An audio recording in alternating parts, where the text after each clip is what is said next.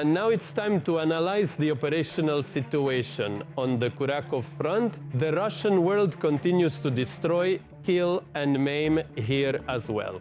On the Kurakhove front, the enemy army carried out 21 attacks near Berezkove. Sunsivka, Zarya, Kurakhove, Dalnaya, Katerinivka and Antonivka. 9 attempts by the occupiers to advance have already been repelled. The fighting continues. The enemy also dropped 7 bombs on Andriivka. Shell hunger, a concept that, unfortunately, has become somewhat of a symbol for the military year 2024. And unfortunately, this very shell hunger is being experienced by the armed forces of Ukraine today. Simple and straightforward math. Half of the ammunition used by Russian war criminals is produced in North Korea. That's about 3 million. Another 3 million are produced in Russia itself. At this time, Ukraine has only received 980,000 shells from allied countries this year. How many more they will receive is unfortunately still an open question.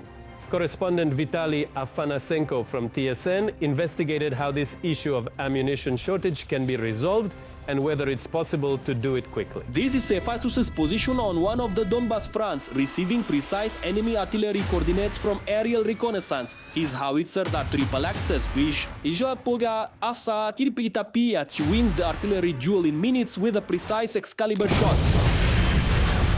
Such lightning-fast proactive work is possible along the entire front line with a sufficient supply of Ukrainian-Armed Forces ammunition, but here the 140 million undeveloped country, unfortunately, is always ahead. By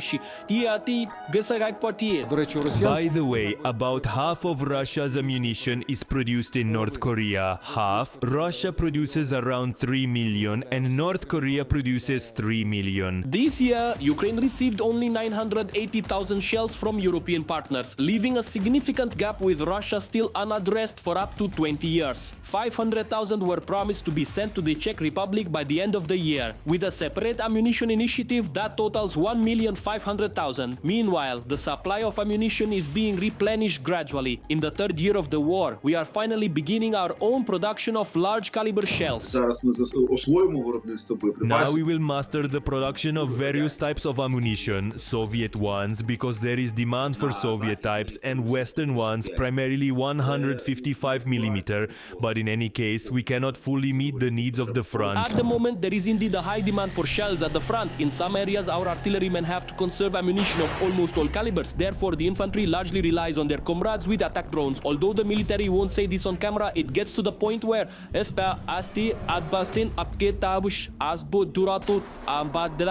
shells are brought to the positions almost one by one. There are also instances of defective shells making it to the front. Defective shells or mines, like these artillerymen who, due to a faulty batch of Ukrainian 120 mm mines, were forced to engage not in shooting but in modifying the munitions right at their positions. These are the original propellants from this mine. If fired with these, the mine falls 50 meters from the mortar, 10 meters from the mortar. Those propellants do not burn with these expelling charges. So we replace the propellants, the mine flies, everything's fine, but the expelling charges often do not detonate. Out of 10 shots, we have only 1 explosion. However, to be objective, it should be noted that compared to the shell shortage that persisted with the armed forces of Ukraine for almost a year, the situation for artillery units has significantly improved at the main front areas.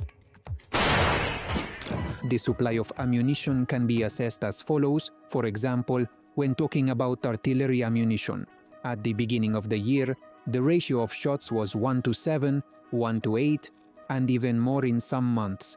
As of early summer, this ratio was 1:3. Now, the ratio is approximately 1:2. The Lieutenant General suggests that this nearly parity level was achieved not only thanks to shells from Western partners, but also due to the successful work of our strike drones that visited the largest Russian artillery depots. After this, the occupiers began to feel the shell shortage at the front as well. The United States provides significant support to the Ukrainian armed forces. Despite last year's delays in voting on additional aid, almost every aid package included small batches of shells, so now the military and political leadership has high expectations that we will maintain close to parity. This ratio of ammunition can be maintained thanks to an aid package from the United States worth $61 billion. So together with American and European ammunition, the shortage of shells for the armed forces of Ukraine will be avoided for some time. In principle, it was planned that by the end of the year 2024, at the beginning of 2025, there would be an optimal level of ammunition production in Europe, the United States and Ukraine, allowing for a certain parity. However, when we talk about children, 1 to 2 compared to Russian artillery, it's important to understand that in Ukraine the artillery is better. Our artillery is mainly Western European, American, NATO, more accurate and with a longer range. However, it is still unclear how the dialogue between Ukraine and the 47th President of the United States will develop and whether financial aid from America will continue. There are high risks that in the year 2025, the European Union, Britain and Ukraine will produce ammunition independently. And it is important to remember that although Moscow's economy is 7 times smaller than that of the European Union countries, today it is not only capable but already producing twice as many artillery shells as all of Europe.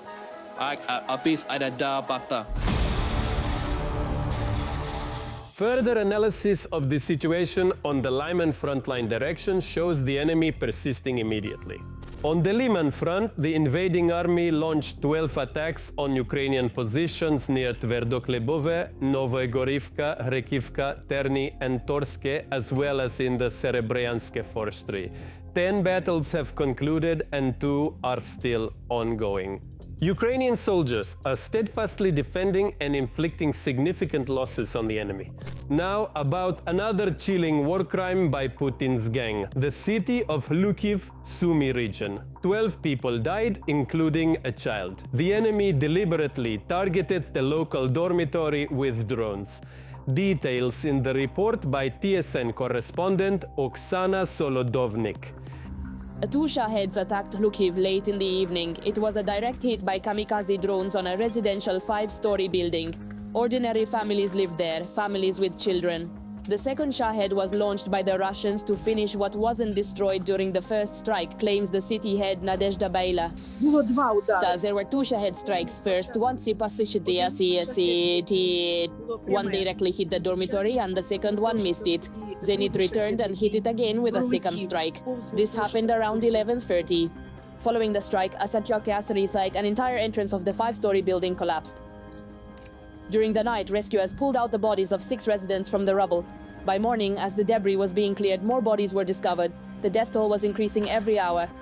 Our rescuers are working to recover the bodies, unfortunately, of people who perished under the debris. As of 1 o'clock in the afternoon on November 19th, 12 deceased citizens have been found.